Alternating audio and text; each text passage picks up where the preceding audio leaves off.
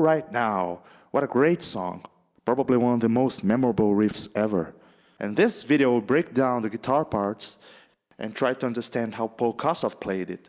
The studio version has two guitar tracks, one on the left channel and another one on the right channel. So let's take a look at the right channel first. The song is in the key of A. The riff is basically just going back and forth between A and D. The guitar on the right channel plays the A chord with this A note and E note on the high E and B strings. So it sounds really full and bright. It goes like this.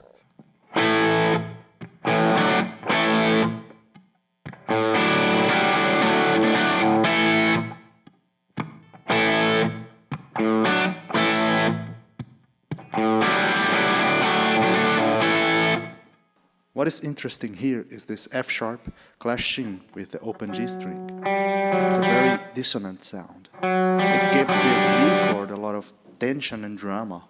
It's really a dense sound, which contrasts with the second D chord, which is brighter and more resolved. A friend once told me this riff sounds a lot like a choir, and I agree. There are many voices, melodic motifs, and I hear them every time I listen to this riff.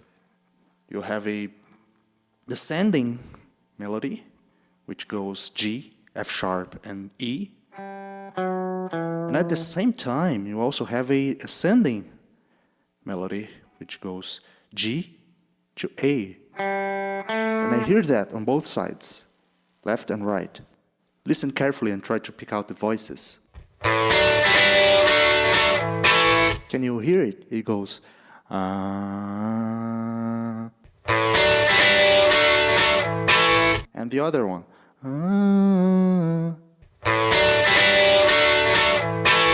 Also listen to that dissonance between the open G and the F sharp notes. It's a very dense sound.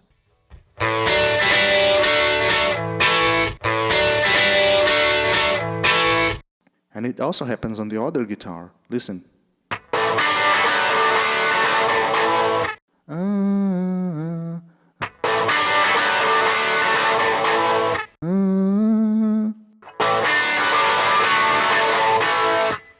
So on the first chord we have a open G string, and then on the second one a fretted A note. Now let's watch a video of the man himself doing it. Okay, looks like an open G string. And there it is, fretted A note on the second D chord. That's interesting.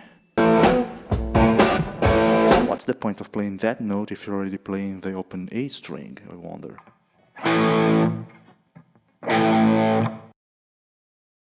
It makes the chord sound thicker. But hang on, do you have any proof that's how he played it on the studio version? Actually, I do.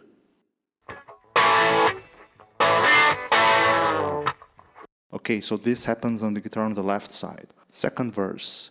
And he also does it on the last verse.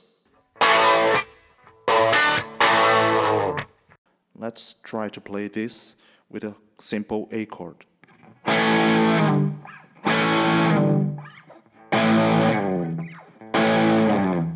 Okay, it sounds a lot better with the fretted A note, because you can hear the A note sliding down. So the guitar on the left channel probably goes like this.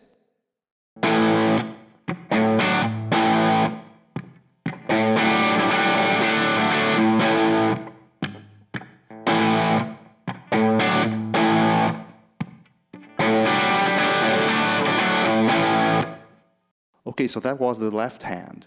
Now let's take a look at the right hand, which is where the bigger problem is. Alright, now it's all about the groove. It's timing, it's rock and roll. So it has to have that oomph, that thing that drives you forward. It has to swing, you have to be able to dance to it. Just take a moment and listen to this riff, just listen to it.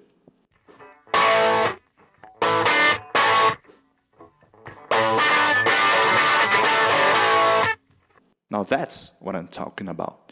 This is actually the complete version of the riff, with a complete strumming pattern, which is played at certain key points of the song in order to build up more tension.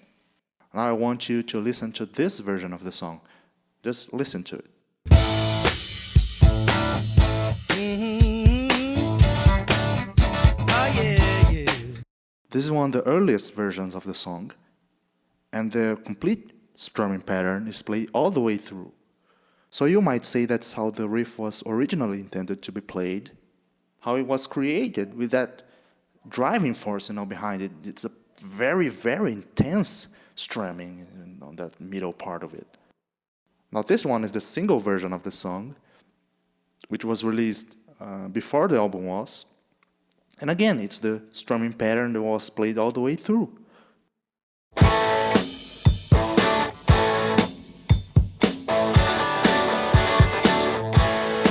What's interesting about this version is that the guitar is double-tracked again, but both guitars are playing the same thing. And during the solo, the guitar is flying around in the stereo, so it's a very cool version, a very cool mix. I like it a lot.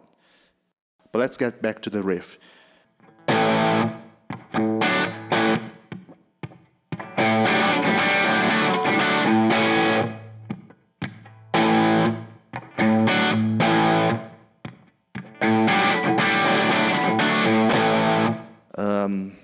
Mostly it's all downstrokes, or at least it feels better to play downstrokes. The most important thing here is to be aware of the timing of it. You have to be able to play this without the drummer, you have to feel that rhythm inside of you. So again, 1, 2, 3, 4, ba, 2, 3, 4, ba, ba, 2, 3, 4, ba, ba, ba, ba, ba, ba, 2, 3, 4, ba, and so on. So this is how the middle part goes. It's A note, then down, up, down, up, down. A note, down, up, down again.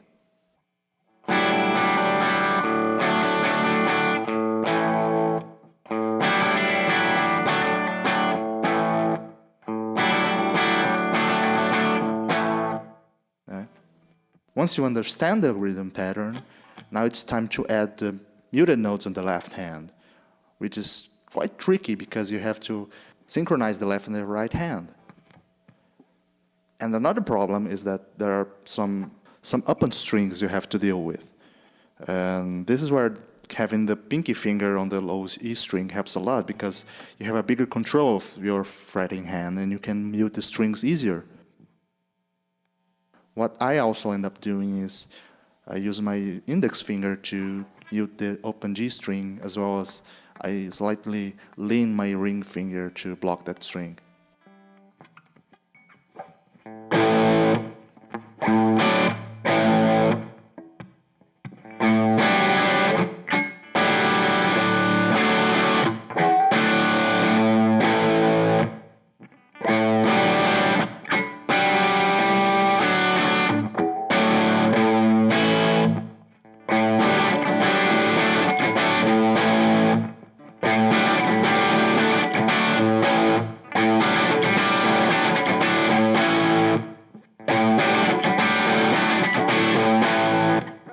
We'll call this pattern 1, just for reference purposes.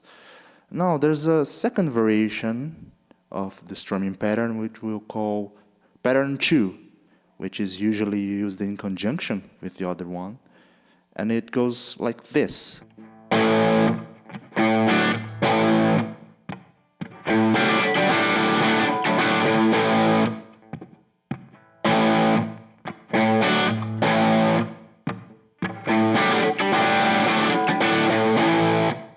It's a very subtle difference, but it is there, and I hear it happening sometimes. For example, here.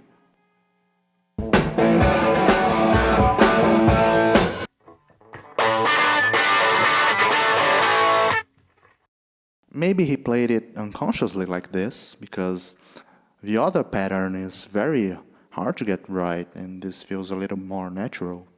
So who knows? But you can switch between one and the other without any problem. There's no rule to what pattern you should use. You can easily alternate between them. There's no problem at all. Now let's talk about the main pattern which was used on the album version. What we have to remember is this variation of the riff was born from the original one. So it has to carry over the same feeling, even though it is a little tone down. But the swing has to be there. So what is important here is to keep your hand swinging even when you don't hit the strings at all. There's a big difference if you play it like this,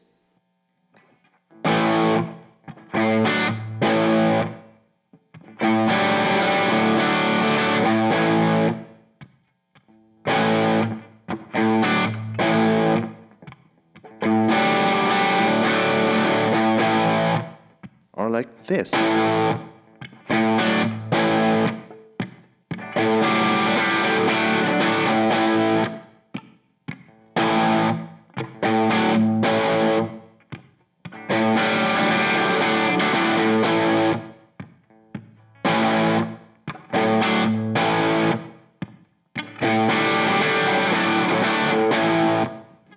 Play this as if you were playing the complete strumming pattern, but only hit the first and the two last strikes.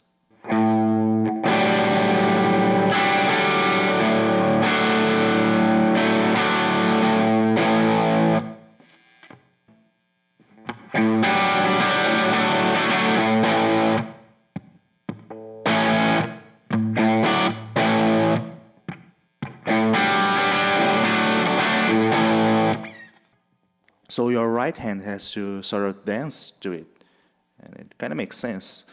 So this is actually the real secret to playing out right now. The timing, the swing, groove. That's what really makes or breaks the song.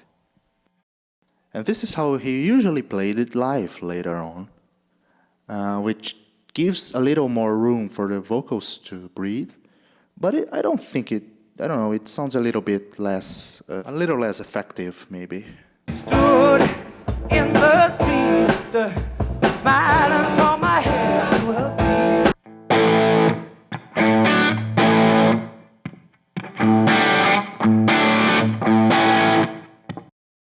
One last bit as far as the rhythm guitar is concerned. The chorus is supposed to be played at the 12th fret area. On the thicker strings, because it sounds fatter there.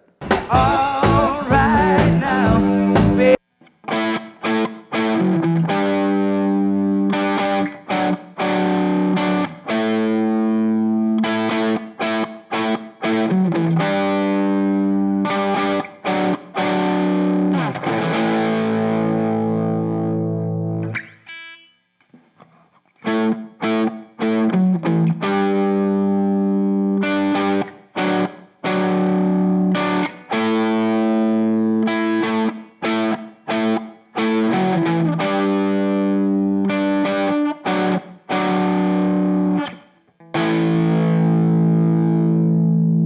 Sometimes he would add an extra note on the low E string like this, especially live.